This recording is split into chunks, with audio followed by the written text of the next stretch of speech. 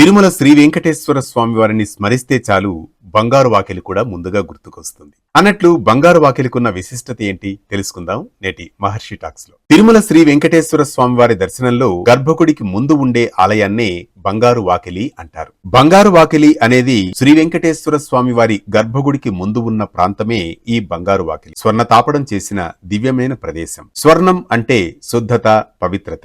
భక్తులు స్వామివారి దర్శనం చేసుకునేది ఈ వాకిలి గుండానే. ఇది గర్భాలయ ప్రవేశానికి ఉన్న పరమ పవిత్రమైన సరిహద్దు ప్రదేశం. బంగారు వాకిలి అనేది ఈ భౌతిక ప్రపంచం నుంచి దైవీక లోకంలోకి అడుగుపెట్టే పరమ పవిత్రమైన ప్రతీక. స్వామివారి వైభవాన్ని, ప్రాభవాన్ని సూచించేందుకు వీలుగా ఈ బంగారు తాపడం జరిగి ఉంటుంది. గర్భగుడి అనేది అత్యంత పవిత్రమైన దివ్య ప్రదేశం. ఈ గర్భగుడిలోకి అర్చకులు మాత్రమే ప్రవేశిస్తారు. ఈ గర్భగుడికి బంగారు వాకిలి అన్నది ఒక రక్షణ గోడగా నిలుస్తుంది. ఎన్నో రాజవంశాలు తిరుమల అభివృద్ధికి సహకరించాయి. ముఖ్యంగా విజయనగర సామ్రాజ్యం కాలంలో తిరుమల వైభవం మరింతగా పెరిగింది. అప్పటి నుంచే స్వర్ణ తాపడాలు, బంగారు అలంకరణలు పెరిగాయి తిరుమలలో. బంగారు వాకిలి ముందు నిలబడి స్వామివారిని దర్శనం చేసుకుంటే కష్టాలన్నీ తొలగిపోతాయని విశ్వాసం. బంగారు వాకిలి అనేది కేవలం ద్వారాలు, తలుపులు మాత్రం కావు. ఆధ్యాత్మికంగా అది మన హృదయ ద్వారం తెరుచుకునే క్షణానికి ప్రతీక. ఇదే బంగారు వాకిలి. ఇలాంటి మరిన్ని అంశాలతో కొనసాగే మహర్షి టాక్స్ కోసం యూట్యూబ్, ఇన్స్టాగ్రామ్ లలో సబ్స్క్రైబ్ చేసుకోండి,